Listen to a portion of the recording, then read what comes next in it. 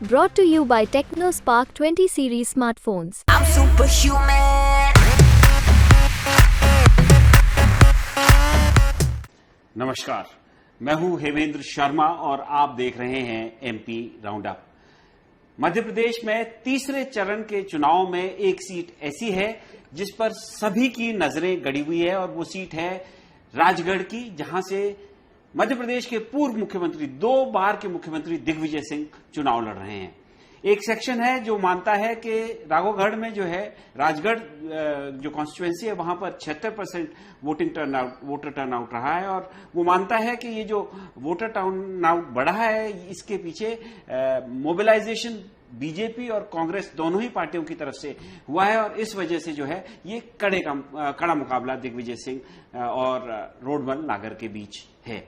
लेकिन एक सेक्शन ऐसा भी है जो मानता है कि ये लाडली बहना का जो इम्पैक्ट है, जो 2023 के विधानसभा चुनाव में मध्य प्रदेश में देखा गया था, जिसकी वजह से मध्य प्रदेश में भारतीय जनता पार्टी ने एक तरफा जीत हासिल की थी, उसका भी इम्पैक्ट हो सकता है क्योंकि हाल ही में लाडली बहनाओं को जो है एक किस्त जो है आई है। तो एक सेक्शन लेकिन ऐसा भी है जो मानता है कि दिग्विजय सिंह के खिलाफ कोई गुस्सा राजगढ़ राघोगढ़ में था नहीं और उन्होंने एक चुनावी बिसात बिछाई थी और वो जो है एक बहुत अच्छे तरीके से चुनाव लड़े और इसलिए जो है वो चुनाव उनका निकल गया। लेकिन वास्तविकता क्या है, इस पर बात करने के लिए हमारे साथ आज मौजूद हैं सीनियर जर्नलिस्ट मिस्टर प्रकाश भटनागर। प्रकाश जी, बहुत बहुत स्वागत है। मैं शुरुआत इस बात से करना चाहूंगा आपसे कि अभी मैं कुछ सीनियर जर्नलिस्ट से, इससे आपसे पहले भी बात राघोगढ़ के बारे में, राजगढ़ के बारे में कर चुका हूं, तो उनका मानना यह है कि ये ओवरऑल ऐसा प्रतीत हो रहा है कि चूंकि राजा दिग्विजय सिंह के खिलाफ कोई एंटी इनकम्बेंसी नहीं है, कोई गुस्सा नहीं है, जिस तरीके से 2019 में भोपाल में चुनाव में उनके खिलाफ सर्कमस्टेंसेस थे, प्रज्ञा ठाकुर चुनाव लड़ रही थी, हिंदू टेरर का उन्होंने कॉइन किया था ये नाम, ऐसा उनके ऊपर आरोप लगाया गया था और उसकी विक्टिम को प्रज्ञा ठाकुर बताया गया था। इसलिए हिंदू और मुसलमानों के बीच जो है वो डिवीजन करने में बीजेपी कामयाब हुई थी और दिग्विजय सिंह चुनाव हारे थे। लेकिन ऐसा कुछ राजगढ़ में इस बार नहीं है और बहरहाल इस वजह से ये माना जा रहा है कि वो चुनाव जीत सकते हैं। क्या आप इससे इत्तेफाक रखते हैं? देखिए, मुझे लगता है कि दिग्विजय सिंह बहुत कठिन परिस्थितियों में चुनाव लड़ रहे हैं राजगढ़ से। एंटी इनकम्बेंसी दिग्विजय सिंह के खिलाफ नहीं है, इससे आपकी बात से मैं सहमत हो सकता हूं क्योंकि वहां पे उनका कोई दूर दूर तक सीधा लेना, ना वो अभी वहां पे सांसद हैं, न वो वहां से भी विधायक हैं, राज्यसभा के सदस्य। दिग्विजय सिंह के प्रति राजगढ़ के लोगों का एक वो भी हो सकता है, 10 साल वो मुख्यमंत्री रहे, मैंने पहले भी कहा था कि राजगढ़ के लोगों का उनके प्रति विशेष वो है।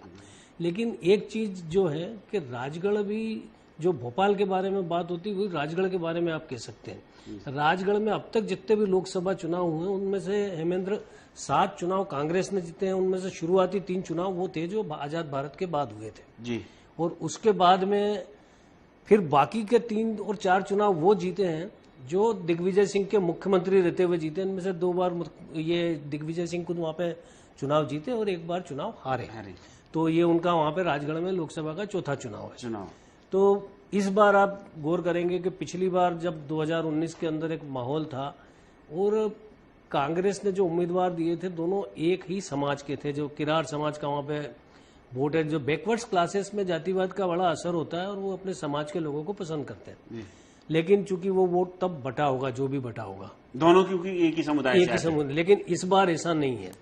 ठीक है। दूसरी बात कि पिछली बार वहां पे 2019 के चुनाव में राष्ट्रवाद ये वो सब अपनी जगह था, लेकिन इस बार के चुनाव में लाडली बहना जो हम देख चुके पिछले विधानसभा चुनाव में वो मौजूद है, वो तब नहीं थी, वो इस चुनाव में मौजूद है।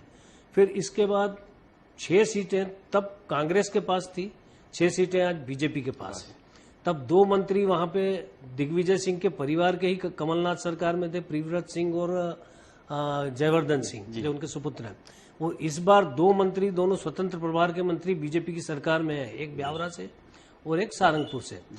उसके अलावा वहां की आप विधानसभाओं पे गौर करेंगे तो राघोगढ़ और चाचौड़ा, ये 2 ऐसी विधानसभाएं हैं जो दिग्विजय सिंह को आंख मूंद के समर्थन करती है। लेकिन अब यहाँ भी आप 4-6 महीने पहले जो विधानसभा का चुनाव हुआ था उस पर गौर करेंगे तो दिग्विजय सिंह के सुपुत्र मात्र 4000 वोटों से चुनाव जीत पाए थे और उनके भाई 62,000 वोटों से चाचौड़ा में चुनाव हारे, जहां पे वो कांग्रेस का गढ़ हुआ करता तो था। प्रकाश जी, मेरा सवाल आपसे सीधा है कि जब 2019 में सारी चीजें कांग्रेस के फेवर में थी, वहां से उनके पुत्र विधायक थे, चाचौड़ा से उनके भाई विधायक थे और दो मंत्री थे।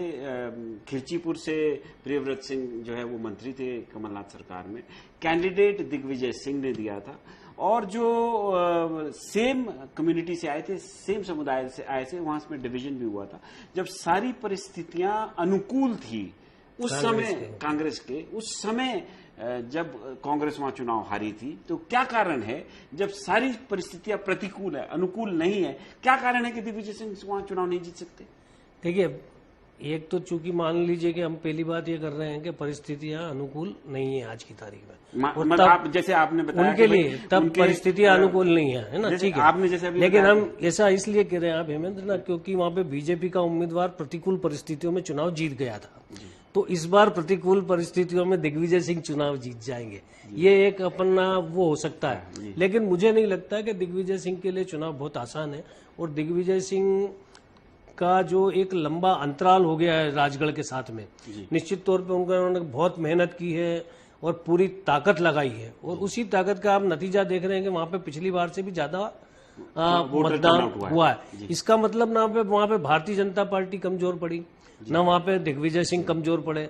बीजेपी के साथ एक प्लस पॉइंट जो दिग्विजय सिंह की छवि आरएसएस ने गढ़ रखी है, जिसके कारण आपने भोपाल में जिक्र किया कि वो इस कारण से यहाँ पे चुनाव हार गए थे, तो वो छवि आरएसएस के लोगों के दिमाग में आज भी है। और दूसरी बात, आरएसएस का गढ़ है राजगढ़। केवल मैंने आपसे कहा कि जब वो 7 चुनाव जीती वहां पे कांग्रेस, तो उसमें से आप गौर करिए कि 93 से लेकर 2003 तक 4 लोकसभा चुनाव हुए, और वो चारों लोकसभा चुनाव कांग्रेस ने, लक्ष्मण सिंह ने जीते। एक मतलब 91 का दिग्विजय सिंह ने जीता था, उसके बाद बाई इलेक्शन प्लस बाकी के चुनाव। तो वो वहां पे सत्ता का असर था, उनके पास सत्ता का जो प्रभाव था। अब अभी हाल जो मुख्यमंत्री हैं मोहन यादव, डॉक्टर मोहन यादव, जो अभी मध्य प्रदेश के मुख्यमंत्री है, ये अभी पिछले टर्म के अंदर राजगढ़ के प्रभारी भी थे जी। तो आप ये अंदाज लगाइए कि वहां पे पूरा जोर, पूरा फोकस जो है आरएसएस का भी दिग्विजय सिंह को हराने में सक्रिय हुआ होगा। अच्छा प्रकाश जी, आप क्या इस बात से सहमत हैं? क्या आप मानते हैं कि जो थर्ड फेज में जितनी भी सीटें थी उसमें सबसे अधिक अगर भारतीय जनता पार्टी और आरएसएस ने कहीं पे फोकस किया, वो दिग्विजय सिंह के खिलाफ चुनाव लड़ने में किया, या हर तरफ बराबर फोकस था? नहीं, निश्चित तौर पर दिग्विजय सिंह के खिलाफ ज्यादा था। दिग्विजय सिंह कह सकते हैं कि संघ के खिलाफ एक तरह से खुली लड़ाई लड़ते आए, संघ के बारे में बोलते आए, हिंदुत्व की अपनी अलग अलग व्याख्याएं करते आए जो संघ को पसंद नहीं आएगी। तो एक निश्चित तौर पे उनका अपना एक दायरा। लेकिन हम आप इस पे गौर करिए कि जब इस बार मतदान हुआ, उसके पहले आधी रात को वो नर्मदा जी में स्नान करने गए, नर्मदा जी को चुनरी उड़ाई। ये सब आप आरएसएस का प्रभाव भी मानिए कि आपको एक मैसेज देना था कि भाई मैं वो बोलते हैं कि मैं सनातन हिंदू, ठीक है, लेकिन लोग इस चीज को नहीं भूल पाते हैं कि वो ओसामा बिन लादेन को ओसामा जी बोलेंगे या जाकिर मोहम्मद के गले मिलेंगे।